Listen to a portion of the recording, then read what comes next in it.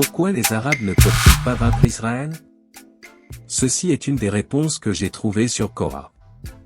Oui, la question est de savoir. Est-ce que les Arabes peuvent vaincre Israël?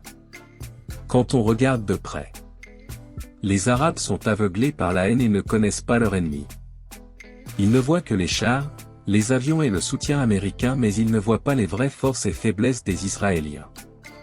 Les forces des Israéliens, le peuple juif a survécu successivement aux Assyriens, aux Babyloniens, aux Égyptiens, à la culture grecque, à l'Empire romain, à l'Empire byzantin, aux Arabes, aux Turcs seldjoukides, aux Croisés, aux Ottomans, aux Anglais, aux pogroms russes, aux nazis et aux coalitions arabes. C'est dire s'ils sont coriaces.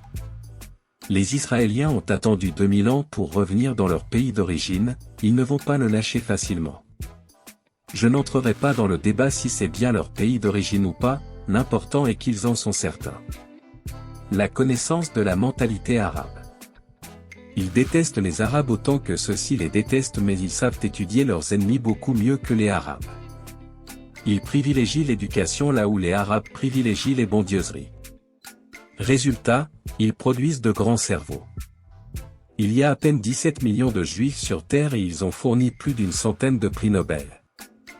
Les musulmans sont près de 2 milliards, ils n'ont fourni que 6 prix Nobel. Je ne parle pas des prix Nobel de la paix distribués libéralement aux plus grands assassins de la planète, et sur ces 6 prix Nobel, plusieurs font l'objet de fatwas à leur encontre. Ils ont toujours une avance technologique sur leurs adversaires.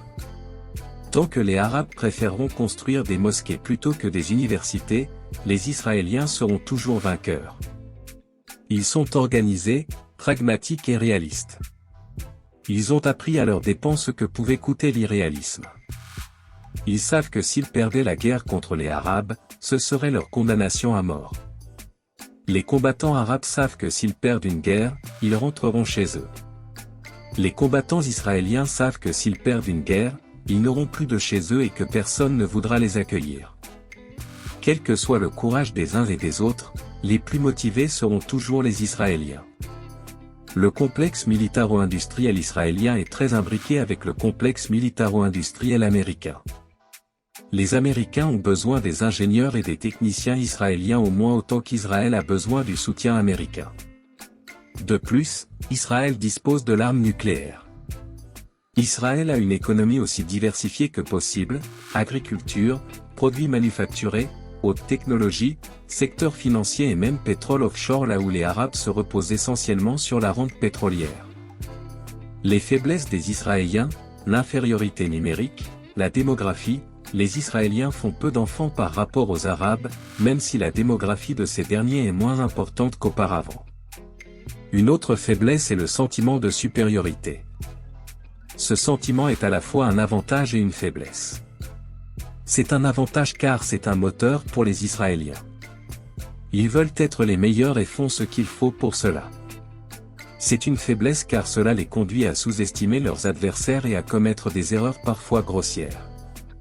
Pour ce qui est des forces et des faiblesses des Arabes, la réponse nous la verrons cela dans notre prochain vidéo.